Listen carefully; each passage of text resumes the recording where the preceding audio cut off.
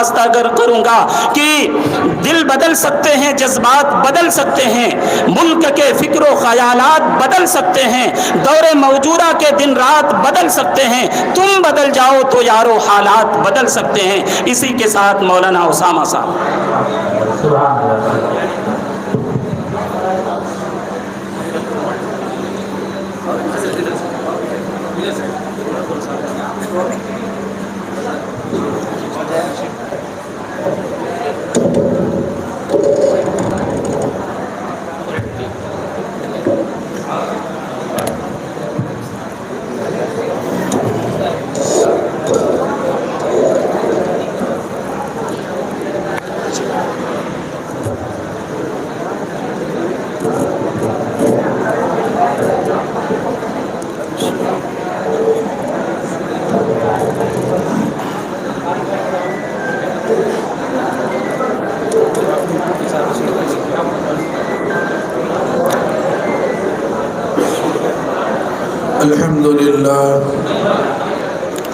الحمد لله نحمده ونستعينه ونستغفره ونعوذ بالله من شرور أنفسنا ومن سيئات أعمالنا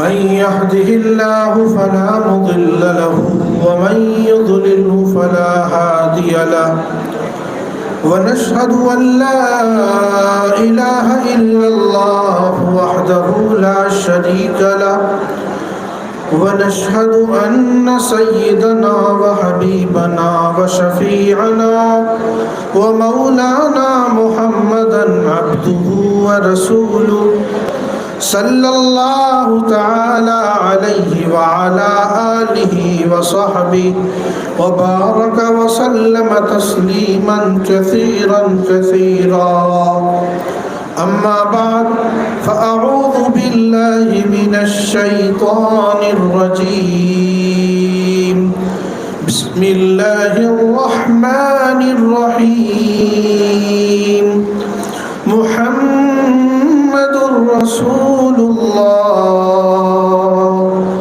والذين معه وشداء على الكفار رحماء بينهم تراهم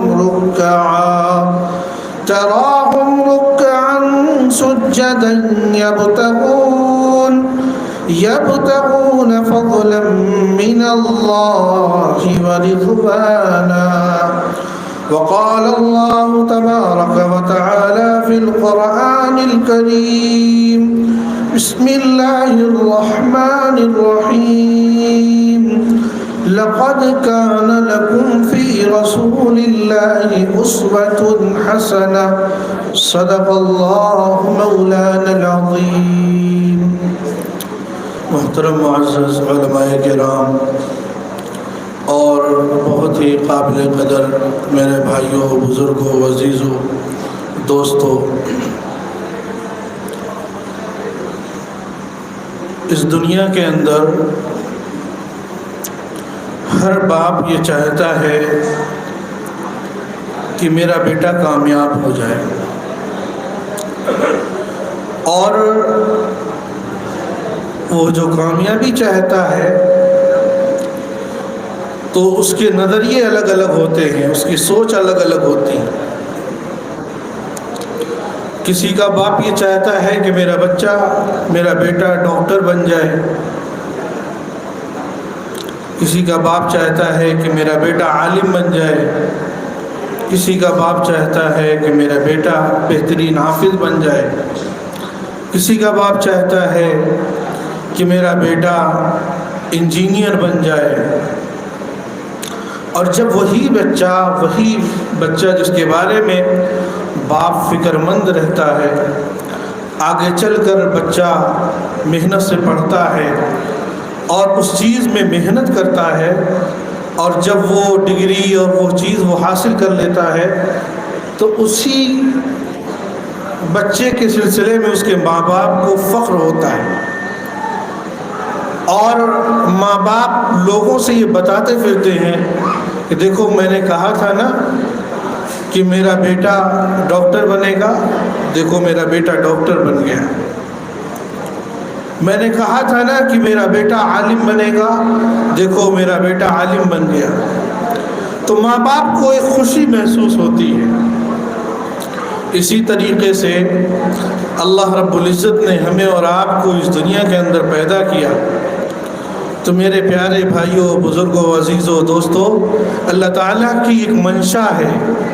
اللہ تعالیٰ اپنے بندوں سے یہ چاہتے ہیں کہ میرا بندہ میرا فرما بردار بن جائے، میرا بندہ میرا تابع دار بن جائے، میرا بندہ میرے حکموں کو مان کر کے زندگی گزارنے والا بن جائے۔ کیسے زندگی گزارنی ہے، ہم کیسے اللہ کے فرما بردار بنیں گے، ہمیں کس طریقے کو اپنانا ہے کہ جو طریقہ ہمیں اللہ کا فرما بردار بنا دے، جو طریقہ ہمیں اللہ کا محبوب بنا دے۔ تو قرآن کریم جب ہم اس سلسلے میں قرآن کریم سے پوچھتے ہیں تو قرآن کہتا ہے لَقَدْ كَانَ لَكُمْ فِي رَسُولِ اللَّهِ أُسْوَةٌ حَسَنَةٌ، کہ اے لوگوں سنو، نبی کی زندگی تمہارے لیے بہترین آئیڈیل اور نمونہ ہے، کہ حضرت نبی کریم صلی اللہ علیہ وسلم کی زندگی کو دیکھ لو اور آپ صلی اللہ علیہ وسلم کے بتائے ہوئے احکامات اور آپ نے جس طرح زندگی گزاری ہے اسی طرح زندگی گزار لو، اللہ کے نزدیک محبوب ہو جاؤ گے۔ اب یہی بندہ جو قرآن سے سوال کرتا ہے اور قرآن کہتا ہے رسول کی زندگی تمہارے لیے آئیڈیل اور نمونہ ہے، تو اب اس بندے کے ذہن میں اور دماغ میں ایک سوال پیدا ہوتا ہے، اور وہ سوال یہ پیدا ہوتا ہے کہ اللہ پاک کیسا رسول کہ جس کی زندگی کو میں اپنا آئیڈیل اور نمونہ مانوں؟ تو فرمایا کہ وہ نبی ایسا نبی کہ اس کی عظمتیں اور اس کا مقام اتنا بڑا کہ ہم میں سے کوئی ایسا نہیں اس دنیا کے اندر جو اس نبی کے مقام و مرتبے کو جو ہے ناپ سکے یا اس کی پیمائش کر سکے۔ میرے بھائیوں، بزرگوں، عزیزوں، لیکن اللہ کے نبی حضرت محمد صلی اللہ علیہ وسلم کی زندگی کو جب آپ مطالعہ کریں گے، آپ ان کی زندگی کو پڑھیں گے تو آپ کو یہ احساس ہوگا، چونکہ یہ جلسہ سیرت النبی کے عنوان پر ہے اور مدح صحابہ، یاد رکھیے مدح صحابہ بغیر سیرت کے پورا ہی نہیں ہو سکتا۔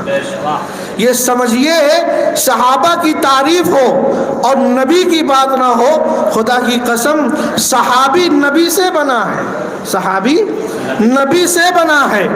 اگر نبی کی بات نہیں کی جائے گی تو صحابی کی تعریف ہو ہی نہیں سکتی۔ تو اس لیے میرے بھائیوں، بزرگوں، عزیزوں، ہم حضرت نبی کریم صلی اللہ علیہ وسلم کے مقام و مرتبے کو، اتنا بڑا مقام اللہ نے آپ کو عطا کیا کہ یہ ربیع الاول کا مہینہ چل رہا ہے، 22 ربیع الاول ہے۔ اس مہینے میں آقائے نامدار مکی مدنی تاجدار حضرت محمد صلی اللہ علیہ وسلم تشریف لائے اس دنیا کے اندر۔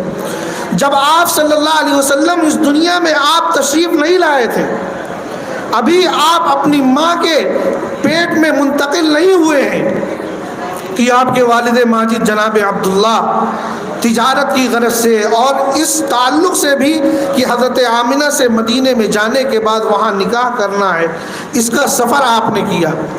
راستے میں ایک جگہ آپ نے ٹھہراؤ کیا، آپ ٹھہرے جناب عبداللہ، اور پھر جب آپ وہاں مقیم رہے اور وہاں آپ نے قیام کیا تو ایک عورت تھی، یہودی عورت، جس نے جناب نبی کریم صلی اللہ علیہ وسلم کو دیکھنے کے بعد اس نے کہا کہ اے شخص، میں چاہتی ہوں کہ تو مجھ سے تعلق قائم کر لے اور تو میرے ساتھ، گویا کہ وہ عورت یہ چاہتی تھی کہ جناب عبداللہ اس عورت کے ساتھ جو ہے غلط تعلق، یعنی کہ جس طریقے شادی سے پہلے کا تعلق ہوتا ہے اس طریقے کا تعلق قائم کر لیا جائے۔ شادی کے بعد تو جائز ہو جاتا ہے، لیکن وہ عورت چاہتی تھی کہ کسی نہ کسی طریقے سے جناب عبداللہ کے ساتھ جو ہے اس کا تعلق قائم ہو جائے۔ کئی مرتبہ اس عورت نے اصرار کیا، لیکن جناب عبداللہ نے کہا تمہیں معلوم نہیں کہ میں بڑے قبیلے کا ہوں اور میری ایک الگ حیثیت ہے اور میری یہ تربیت نہیں ہے کہ میں غلط کام کر سکوں۔ چنانچہ حضرت عبداللہ نے اس کے بہت اصرار کرنے کے باوجود آپ نے انکار کر دیا اور پھر رخت سفر باندھا، آپ روانہ ہوئے اور ملک شام جا کر کے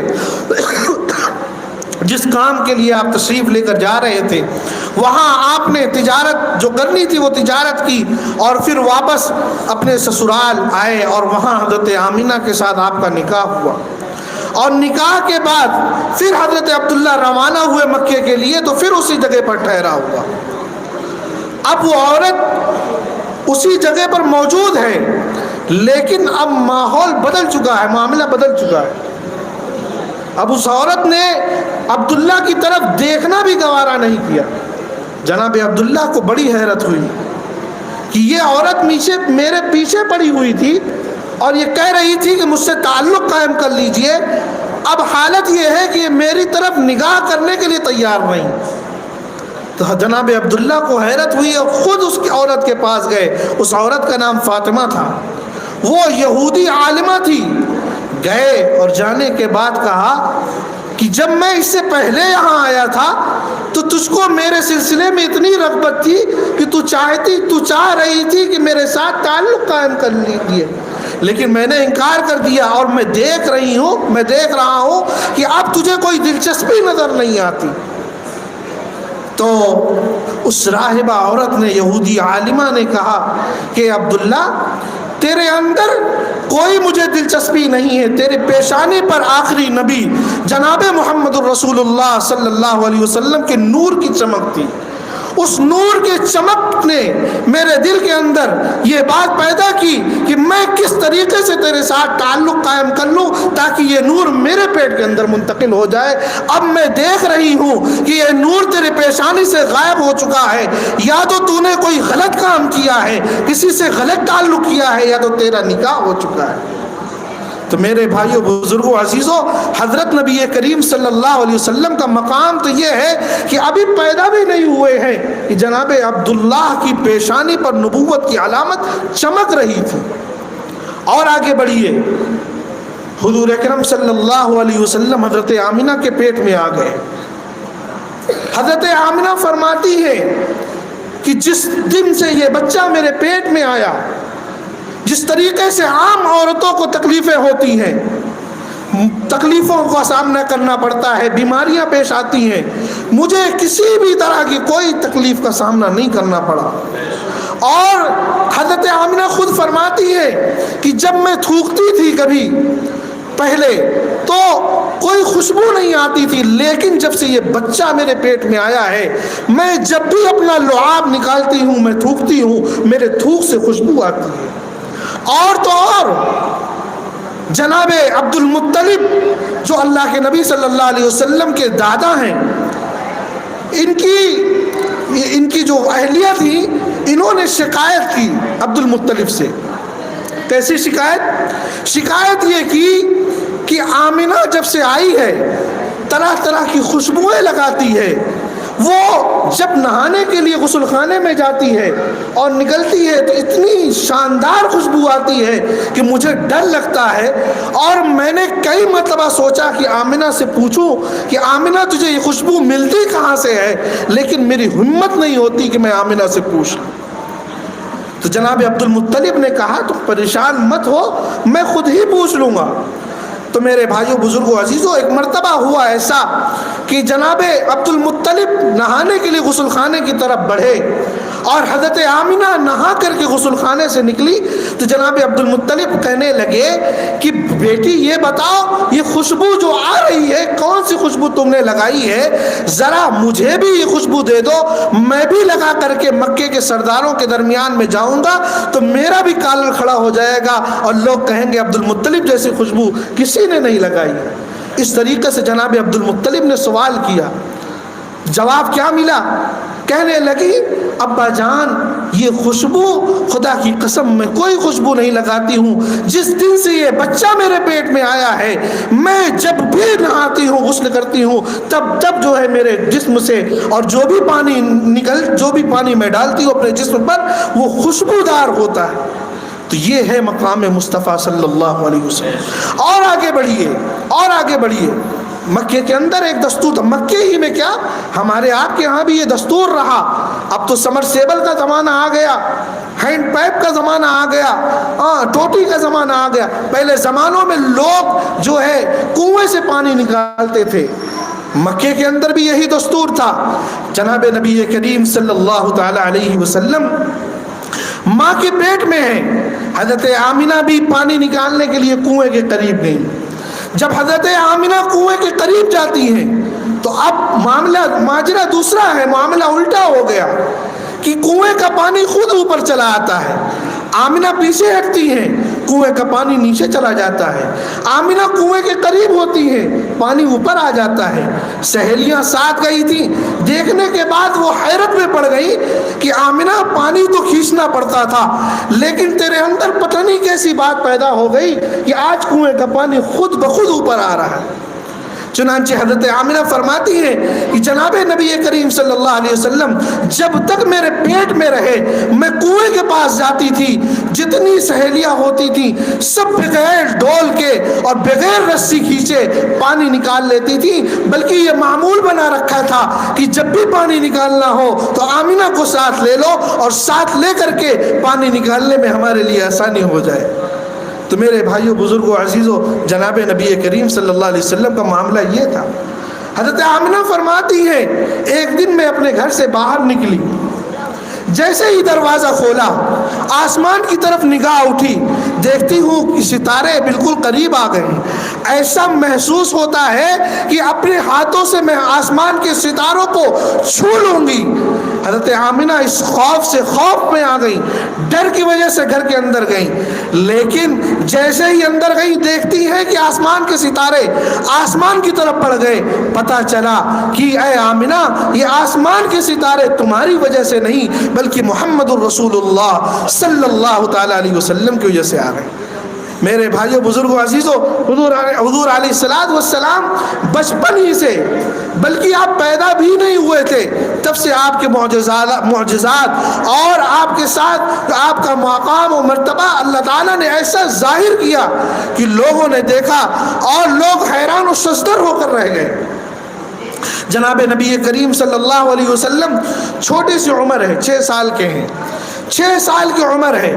آپ صلی اللہ علیہ وسلم جو ہے چونکہ اماں کا انتقال ہو چکا تھا، ابو المطلب کا بھی انتقال ہو چکا تھا، تو کفالت ابو طالب کے سپرد ہو گئی. تو ابو طالب جہاں بھی جاتے تھے حضرت نبی کریم صلی اللہ علیہ وسلم کو اپنے ساتھ لے کر کے جاتے تھے. جناب ابو طالب حضور کو تنہا نہیں چھوڑتے تھے. تو ابو طالب سردار تھے. اس زمانے میں مکے میں قحط پڑا، جانور مرنے لگے، بکریاں مرنے لگی، لوگ پریشان ہو گئے، حیران ہونے لگے کہ کیا ہوگا، کیسے ہوگا. چنانچہ اپنی تمام تر تکلیفوں کو لے کر کے ابو طالب کے پاس آئے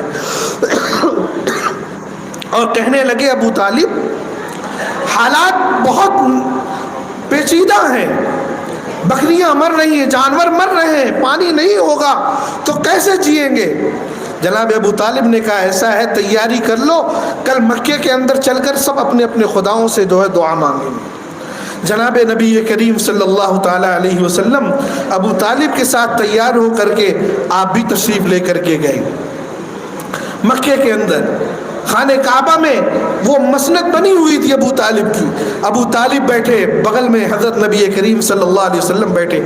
بڑے بڑے مکے کے سردار آئے اور آنے کے بعد انہوں نے ابو طالب سے کہا کہ ابو طالب کیا کیا جائے. چنانچہ ابو طالب نے کہا کہ آپ سب اپنے معبودوں کے پاس جائیں اور جا کر کے ان سے دعائیں مانگیں اور اپنے گناہوں کے پر شرمندہ ہو، اپنے گناہوں سے معافی مانگیں تاکہ آسمان سے بارش ہو. چنانچہ کوئی لات کے پاس گیا، کوئی عزا کے پاس گیا، جتنے بھی بت تھے اور جن کو لوگ اپنا خدا مانتے تھے سب اپنے اپنے بتوں کے پاس گئے اور جانے کے بعد خوب اپنے بتوں سے مانگا. چنانچہ واپس آ گئے، پانی نہیں برسا. اس کے بعد جناب نبی کریم صلی اللہ علیہ وسلم نے بچپن کا زمانہ ہے، ابھی بہت چھوٹے ہیں. حضور فرمانے لگے چچا جان اگر اجازت ہو تو میں بھی جاؤں، میں بھی دعا مانگ لوں. چنانچہ مکے کے سرداروں نے کہا بڑے آئے ہیں دعا مانگنے کے لیے، ہم بڑوں کی دعائیں تو قبول نہیں ہوتی، یہ چھوٹے سے آئے ہیں دعا مانگنے کے لیے، ان کی دعا قبول ہوگی۔ چنانچہ ابو طالب خاموش رہے۔ پھر اس کے بعد دوبارہ پھر بھیجا مکے کے سرداروں کو، جاؤ اور دعائیں مانگو اور اپنے خداؤں سے کہو کہ پانی برسائیں، نقصان بہت ہو رہا ہے۔ پھر گئے، روئے، گڑ گڑائے، کچھ نہیں ہوا۔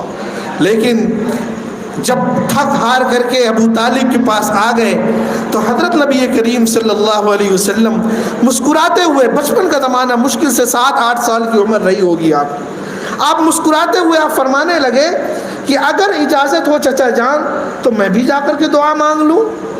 اللہ کے نبی صلی اللہ علیہ وسلم نے جب ابو طالب سے یہ بات کہی تو ابو طالب نے اجازت دے دی اور کہا دیکھو بھائی، میں نے تمہیں منع نہیں کیا، تم اپنے خداؤں کو مناتے بناتے تھک چکے ہو، اس لیے میرا بھتیجا اگر وہ دعا مانگنے کے لیے کہہ رہا ہے تو تمہیں اعتراض کرنے کا کوئی حق نہیں۔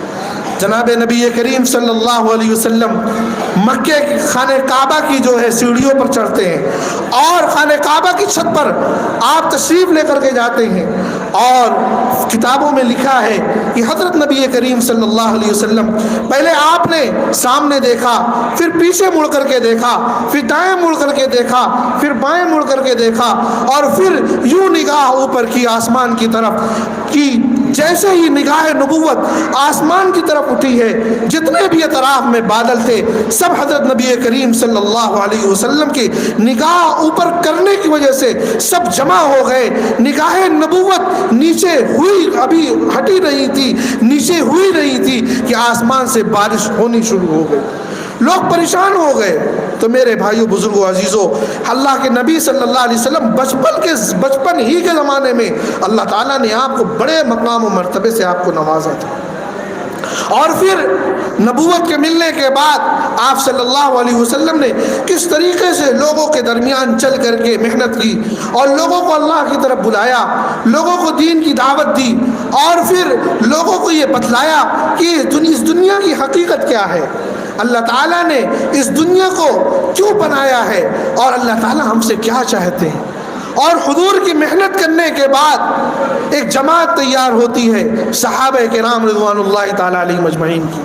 وہ سب سے پہلے خلیفہ سیدنا ابو بکر صدیق رضی اللہ تعالیٰ عنہ، خدا کی قسم ایسی محبت حضور سے کرتے تھے اور اپنے آپ کو حضور کے لیے ہر طرح سے قربان کرنے کے لیے تیار رہتے تھے۔ قرآن نے کہا قُلْ إِن كُنتُمْ تُحِبُّونَ اللَّهَ فَاتَّبِعُونِي يُحْبِبْكُمُ اللَّهُ کہ اے نبی جی آپ کہہ دیجئے اگر تم چاہتے ہو کہ اللہ تم سے محبت کرے، فَاتَّبِعُونِي تو نبی کی اتباع کرو، نبی کی بات مانو، يُحْبِبْكُمُ اللَّهُ اللہ تم سے محبت کرنے لگے گا، اور تو اور وَيَغْفِرْ لَكُمْ ذُنُوبَكُمْ جب اللہ تم سے محبت کرنے لگے گا تو تمہارے گناہوں کو معاف کر دے گا، اور اللہ بہت معاف کرنے والا ہے۔ صحابہ کرام اس کے مصداق ہیں۔ صحابہ کرام نے نبی کی زندگی کو اپنایا اور نبی کی اتباع میں اپنے آپ کو جھونک دیا۔ جب حضور کریم صلی اللہ علیہ وسلم نے لوگوں کو دین کی دعوت دی تو گھر والے، مکے والے اور خاندان والے دشمن ہو گئے، آپ کو تکلیف پہنچانے کے لیے ہر طرح کی سازشیں اور ہر طرح کی پلاننگیں کرنے لگے۔ مکے کے اندر آپ کا رہنا دوبھر کر دیا۔ ایک مرتبہ تو جناب نبی کریم صلی اللہ علیہ وسلم آپ نماز پڑھ رہے تھے، کچھ بدماش عیار قسم کے لوگ آئے اور آنے کے بعد آپ صلی اللہ علیہ وسلم کے گلے میں چادر جو ہے ڈال کر کے کھینچنا شروع کر دیا۔ کسی نے حضرت ابو بکر کو جا کر اطلاع دی، ادرک صاحبک یا ابا بکر، اے ابو بکر اپنے ساتھی کو بچائیے، ان کے ساتھ بہت برا ہو رہا ہے، ان کو لوگ مار رہے ہیں، ان کے گلے کو گھونٹا جا رہا ہے۔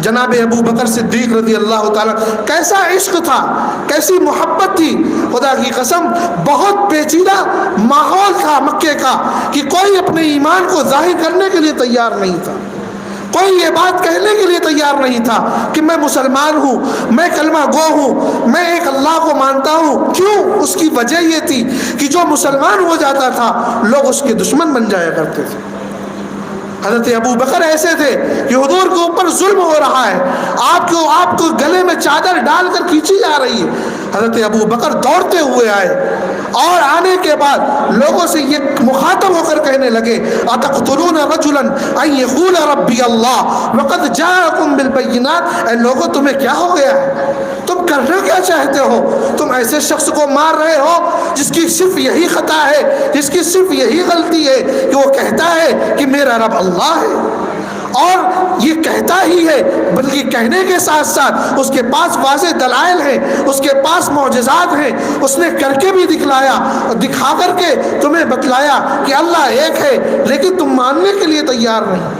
یہ کہنا تھا ابو بکر کا کہ حضرت ابو بکر کے اوپر ٹوٹ پڑے، اور اتنا مارا ہے حضرت ابو بکر کو، اتنا مارا ہے کہ لکھا ہے کہ حضرت ابو بکر کو مارتے مارتے بے ہوش کر دیا، کئی دنوں تک ہوش نہیں آیا، کئی دنوں تک۔ میرے بھائیوں، بزرگوں، عزیزوں، ہم اور آپ ہوتے تو چھوڑ کر بھاگ گئے ہوتے، لیکن ان کے دلوں کے اندر نبی کی محبت بیٹھی ہوئی تھی، وہ نبی کے سچے مت والے تھے، انہوں نے اپنی جانوں کو قربان کر دینا نبی کے لیے اپنا جو ہے اصل فریضہ سمجھتے تھے۔ اللہ کے نبی صلی اللہ علیہ وسلم بے انتہا حضرت ابو بکر سے محبت کرتے تھے۔ فرمایا لو كنت اتخذت ابا بکر خلیلا، اگر میں دنیا میں کسی کو اپنا دوست بناتا، حدیث میں ہے حضور فرماتے ہیں اگر میں کسی کو اپنا دنیا میں دوست بناتا اتخذت ابا بکر خلیلا، ابو بکر کو اپنا دوست بناتا۔ یہ مقام ابو بکر ہے، اور حضرت ابو بکر نے کتنی قربانیاں دی، کتنی قربانیاں دی ہیں۔ آج کا مسلمان اس کا 1% بھی حق نہیں ادا کر سکتا، 1% بھی حق ادا نہیں کر سکتا۔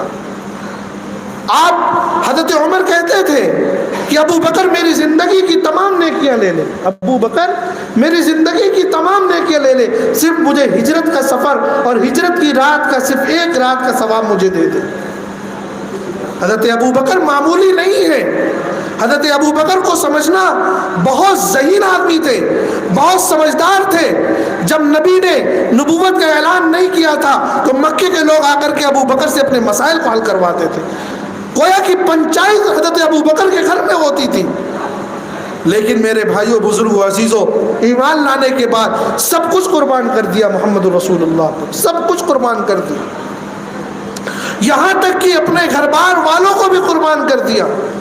ہجرت کا سفر ہے، ہجرت کا سفر ہے، جناب نبی کریم صلی اللہ علیہ وسلم روانہ ہوتے ہیں، حضرت ابو بکر کے گھر جاتے ہیں، حضرت ابو بکر کو اپنے ساتھ لیا، اور ساتھ لینے کے بعد آپ ہجرت کے لیے نکل رہے ہیں۔ اب گھر والوں کی ڈیوٹی لگا دی گئی، چھوٹی بیٹی اسما ہے، 7-8 سال کی عمر ہے، اس کی ڈیوٹی یہ ہے کہ اس غار تک کھانا پہنچانا ہے، اور ادھر مکے والے اللہ کے نبی صلی اللہ علیہ وسلم کو قتل کرنے کے لیے نعوذ باللہ کھڑے ہوئے ہیں کہ کیسے ہی مجھے موقع ملے، جیسے ہی نبی اٹھے فوراً ان کا کام تمام کر دیا جائے۔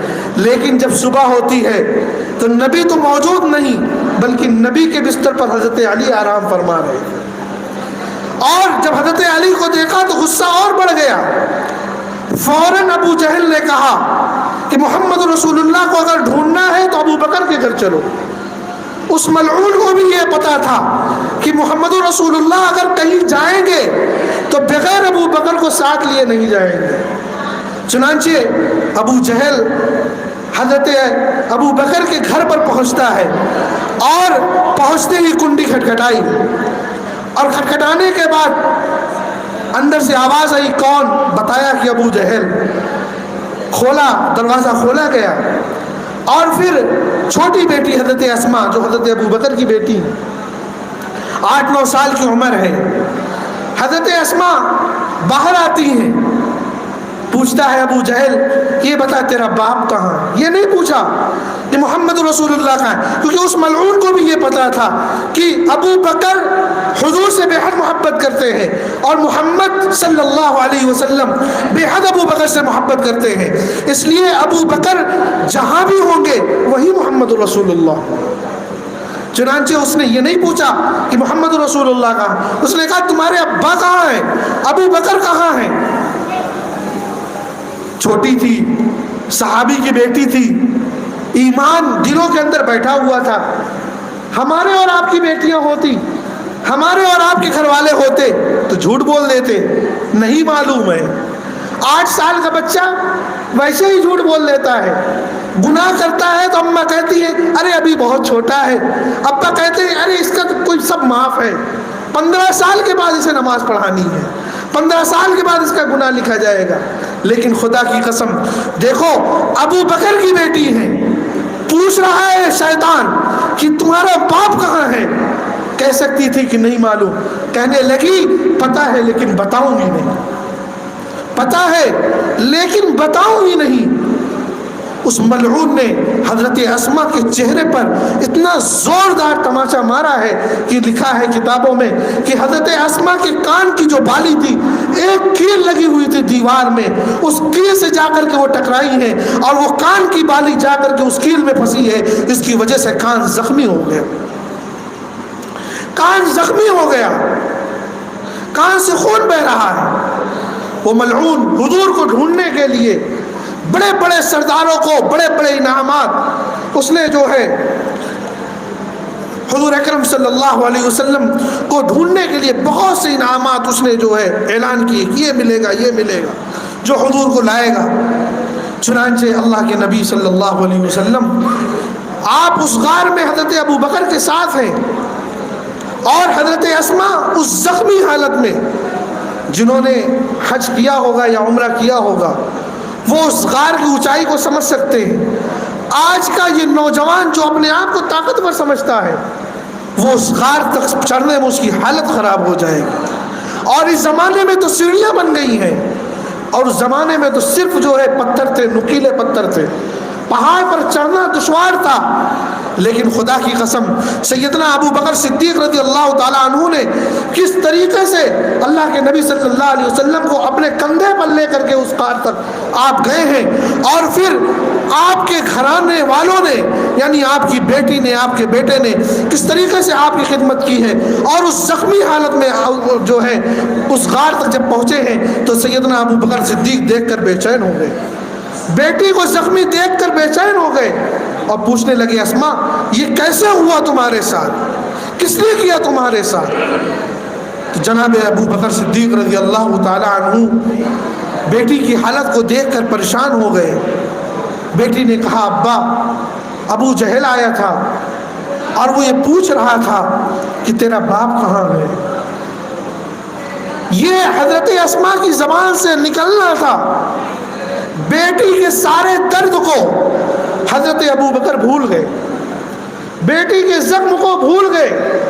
اب پوچھنے لگے کہ بیٹی یہ بتاؤ تم نے بتایا تو نہیں، تم نے خبر تو نہیں کی کہ میرے ابا کہاں ہیں؟ تو اس 8 سالہ 9 سالہ بچی نے جو جواب دیا تھا مسلمانوں وہ آب زر سے لکھنے کے قابل ہے. اس نے کہا تھا کہ ابا اگر میں بتا دیتی تو مجھے صدیق اکبر کی بیٹی کون کہتا. صحابہ کرام نے اپنے گھر والوں کی تربیت ایسے کی تھی، اپنے بچوں کی تربیت ایسے کی تھی کہ میرے بھائیوں بزرگوں عزیزوں صحابہ کرام کے تعلق سے ہمیں جو محبت اور جو عقیدت رکھنی چاہیے آج کا وہ مسلمان بالکل کوسوں دور ہے. حضرات صحابہ کرام کی زندگی کو اپنانا ہمارے لیے سب سے اہم فریضہ ہے. قرآن کے ہر پارے کو اٹھا کر کے دیکھ لو، قرآن کے ہر پارے میں اللہ تعالیٰ نے صحابہ کی تعریف کی ہے. فرمایا ایمان اللہ کے یہاں اگر کوئی معتبر ہے تو صحابہ کا ایمان معتبر ہے. اگر کوئی جنت والا ہے تو قرآن کہتا ہے وَكُلًّا وَعَدَ اللَّهُ الْحُسْنَى.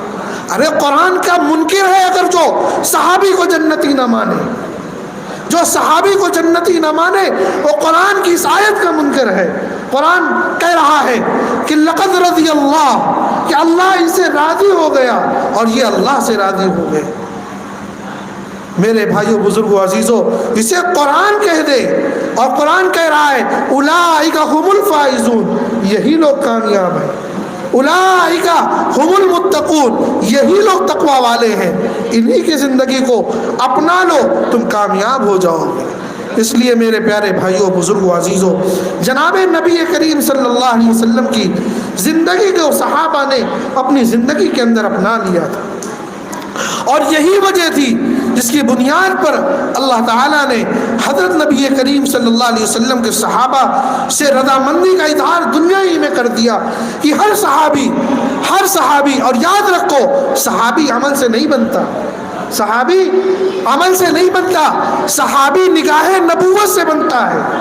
جس کو اگر کسی صحابیت پر اشکال ہے، خدا کی قسم اس کو نبی کے نظریے پر اور نبی کی نگاہ پر اشکال ہے۔ اس لیے صحابہ کے سلسلے میں کوئی بھی صحابی ہو، ہر صحابی کا احترام ہمارے یہاں ضروری ہے، ہر صحابی سے محبت ایمان کا جز ہے۔ حضور نے فرمایا اصحابی کالنجوم فبأیہم اقتدیتم اہتدیتم، میرا ہر صحابی ستاروں کی مانند ہے، جس کی بھی اقتدا کرو گے راستہ پا جاؤ گے، کسی ایک صحابی کی بھی اقتدا کر لو گے اللہ تمہیں جنت تک پہنچا دے گا۔ اس لیے میرے بھائیوں، بزرگوں، عزیزوں، صحابہ معیار حق ہیں، صحابہ معیار حق ہیں۔ صحابہ سے محبت کرنا یہ نبی نے ہمیں تعلیم دی ہے۔ اس صحابہ سے ہم محبت اس لیے کریں کیونکہ محمد الرسول اللہ نے ان سے محبت کی۔ میرے بھائیوں، بزرگوں، عزیزوں، وقت چونکہ مجھے جو دیا گیا تھا وقت قریب ہو چکا، بس خلاصہ صرف یہ ہے میری باتوں کا کہ جناب نبی کریم صلی اللہ علیہ وسلم کی تعلیمات اور آپ نے امت کو جو سبق پڑھایا تھا وہ صحابہ نے خوب اچھے سے پڑھا اور صحابہ نے عمل کر کے دکھلایا، اور پھر قرآن میں اس پر قرآن نے اس کی تائید بھی کی، اور اسی طریقے کو قرآن نے کہا کہ پوری امت کو اسی طریقے کو اپنانا ہے۔ اس لیے ہم نیت کریں کہ انشاءاللہ ہم حضرات صحابہ کی زندگی کو اپنانے کی کوشش کریں گے، انشاءاللہ ہم ہر صحابی سے محبت کریں گے۔